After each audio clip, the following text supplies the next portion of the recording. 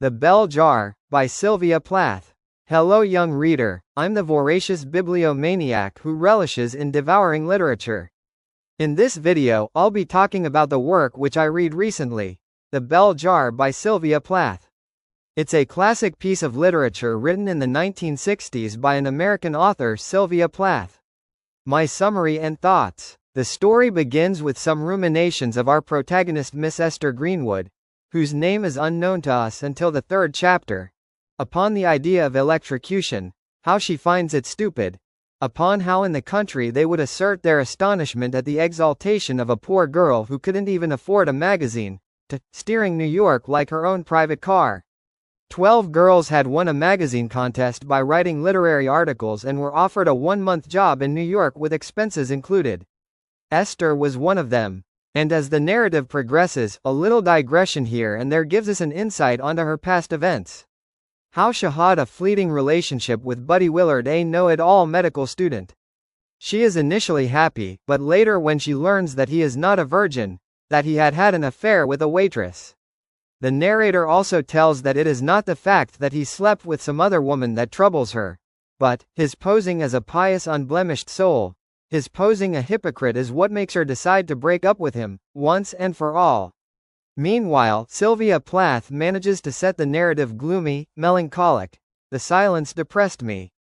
It wasn't the silence of silence. It was my own silence. I knew perfectly well the cars were making a noise, and the people in them and behind the lit windows of the buildings were making a noise, and the river was making a noise, but I couldn't hear a thing.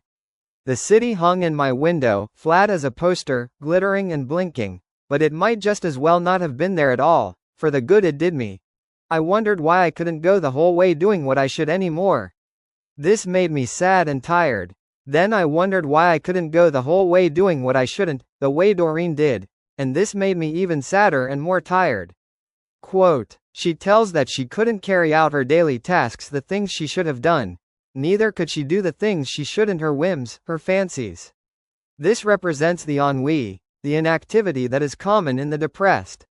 In the early part of the novel comes my favorite passage, perhaps it is everyone's favorite too, the fig tree analogy. Sylvia Plath says, I saw my life branching out before me like the green fig tree in the story. From the tip of every branch, like a fat purple fig, a wonderful future beckoned and winked.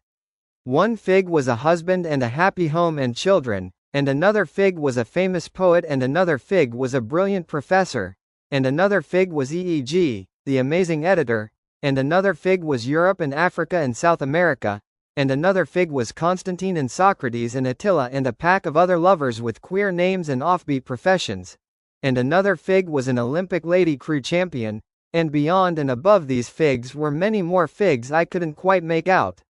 I saw myself sitting in the crotch of this fig tree, starving to death, just because I couldn't make up my mind which of the figs I would choose. I wanted each and every one of them, but choosing one meant losing all the rest, and, as I sat there, unable to decide, the figs began to wrinkle and go black, and, one by one, they plopped to the ground at my feet. Wow, how elegantly she has written this. The inner anguish of indecision is expressed, to want every one of it, but choosing one meant losing all the rest. To be a jack of all but a master of none. And the figurative beauty she expresses in telling the delay of decision caused the figs to wrinkle, go black, and then plop at her foot, useless. It is like, to choose the benefits of one, means to lose the charms of all other. Everyone is desirous of everything, but to follow all the paths is impossible. Robert Frost had to choose amongst two roads that diverge. But, for Esther, from the tip of every branch, a wonderful future beckoned, not just two. All there are melancholic enough, but still, she somehow perseveres. She hopes once she gets elected to a writing course, circumstances shall improve, she says to herself. But like a last straw on Carmel's back, when she learns from her mother that she didn't make it, she slips to mental illness hopelessly. She tells, all through June the writing course had stretched before me like a bright, safe bridge over the dull gulf of summer. Now I saw it totter and dissolve, and a body in a white blouse and green skirt plummet into the gap. As the houses grew more familial, I slunk still lower. I felt it important not to be recognized. I had nothing to look forward to. There also comes an interesting point in the story. The protagonist Esther starts to write her novel. From another, distanced mind, I saw myself sitting on the breezeway, surrounded by two white clapboard walls, a mock orange bush and a clump of birches and a box hedge, small as a doll in a doll's house. A feeling of tenderness filled my heart. My heroine would be myself, only in disguise. She would be called Elaine. Elaine. I counted the letters on my fingers. There were 6 letters in Esther, too. It seemed a lucky thing.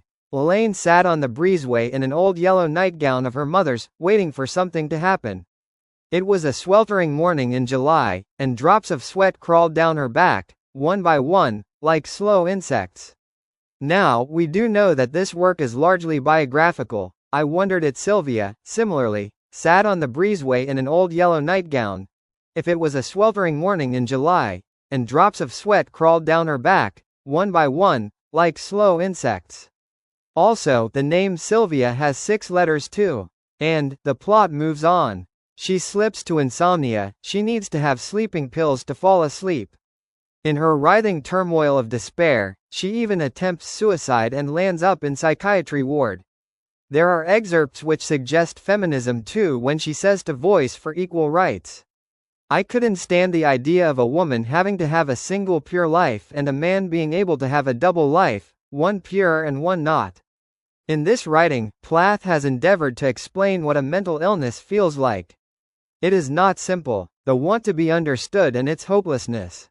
Until you read this novel yourself, it is difficult, and in vain for me to tell how beautifully the author has succeeded in setting the tone. It was as if what I wanted to kill wasn't in that skin or the thin blue pulse that jumped under my thumb, but somewhere else, deeper, more secret, and a whole lot harder to get at. If you expect nothing from somebody, you are never disappointed. What I liked best of all is her figurative sentences which carry the meaning of what plain words will not suffice. For example, then plan after plan started leaping through my head, like a family of scatty rabbits. I saw the years of my life spaced along a road in the form of telephone poles, threaded together by wires. I counted 1, 2, 3, 19 telephone poles, and then the wires dangled into space, and try as I would, I couldn't see a single pole beyond the 19th. I felt my lungs inflate with the onrush of scenery, air, mountains, trees, people. I thought, this is what it is to be happy. Wherever I sat, on the deck of a ship or at a street cafe in Paris or Bangkok, I would be sitting under the same glass bell jar, stewing in my own sour air. A bell jar is a large, bell-shaped glass or transparent container, typically used to enclose and protect items, contain gases, or create a vacuum. It's commonly found in laboratories, museums. Here it metaphorically refers to a stifling atmosphere of confinement. It is a fastidious selection of words for accurate representation. Also, while ending the novel, Plath quotes, "There would be a black, 6-foot deep gap hacked in the hard ground.